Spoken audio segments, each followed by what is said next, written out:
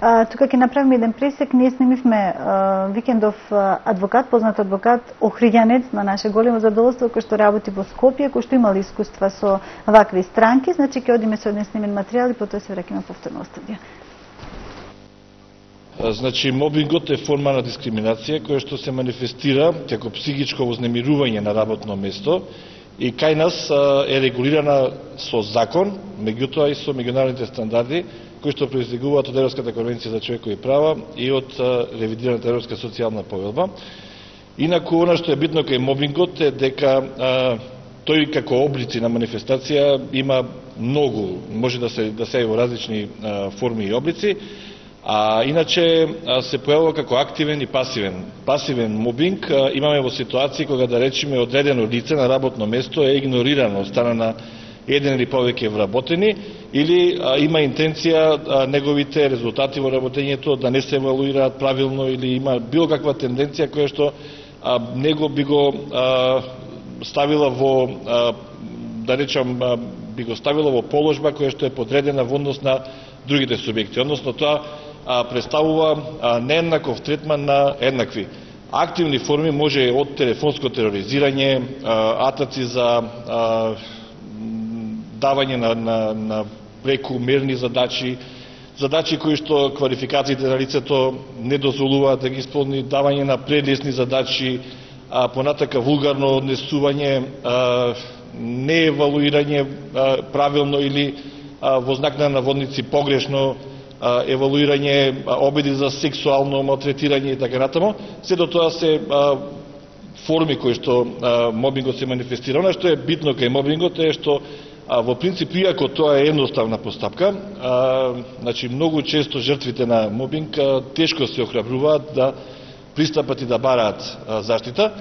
Инаку самата заштита може да се појави како интерна заштита. Интерната заштита се појава во рамките на правното лице каде што се врши мобингот, односно внатре во предпријатието, доколку станува за предпријатие, институција доколку институција, понатака следна заштита е судската заштита, која што се остварува пред редовните судови во граѓанска постапка во Република Македонија.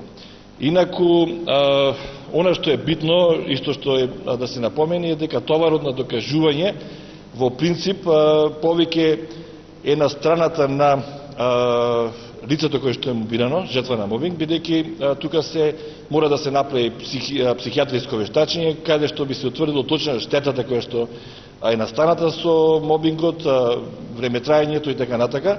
Меѓутоа, општите начела на член 14 член 1 протокол 12 на Европската конвенција која станува збор за дискриминацијата, бараат да оној кој што всушност се прикажува, односно како дека е моберот, да мора аргументирано да одговори на наводите на мобираното лице. Во принцип станува збор за показатели кои што се повеќе или помалку емпириски. Значи, имате психијатриски наод на вешто лице, кој што ја определува каузалната поврзаност со таквите действија, значи тие облици кои што претходно ги споменав, со, да речам, многу настанатата психичка состојба на лицето кое што е мобирано во конкретниот случај. Значи, таа каузална поврзаност, која добро е обработена, во принцип тоа е релативно лесно докажено, со тоа што секојаш треба да имате, или во принцип треба да имате и некои други докази, да речеме, што релативно тешко знаат да се обезбедат, со оглед на тоа дека лицата кои што, да речеме, работат кај работодавец, заради страф од собствената понатамошна екзистенција, кариера или конечно страф и за работното место, тешко се одлучуваат да истапат и да сведочат во полза на мобираните. Казните се ако дека се сериозни и зависат од видот, интензитетот на траењето на психичката вознемиреност и штетата која што со тоа му се нанесува на тоа лице.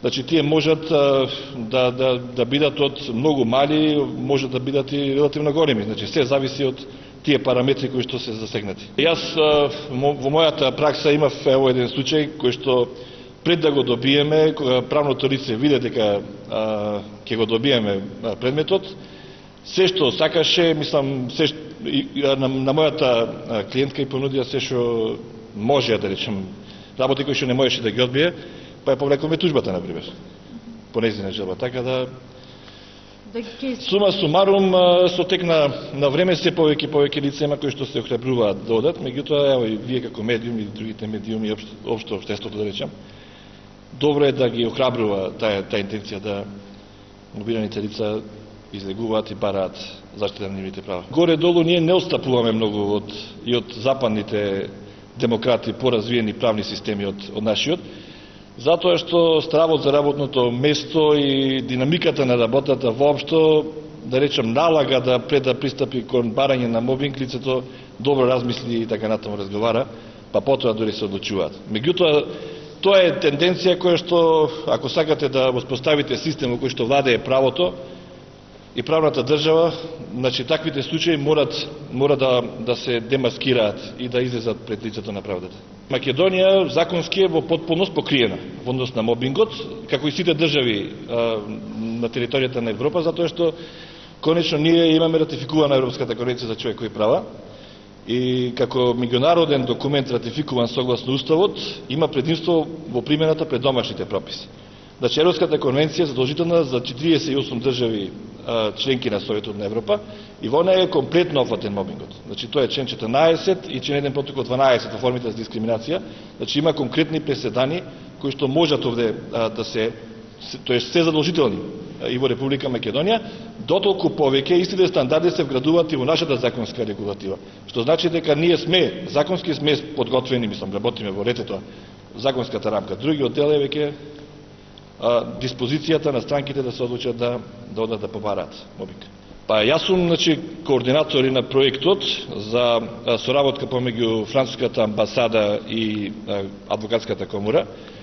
Ние и во нашиот предлог, јас мобингот и другите појдовни форми на дискриминација ги поставив како еден од приоритетите кои што требаше да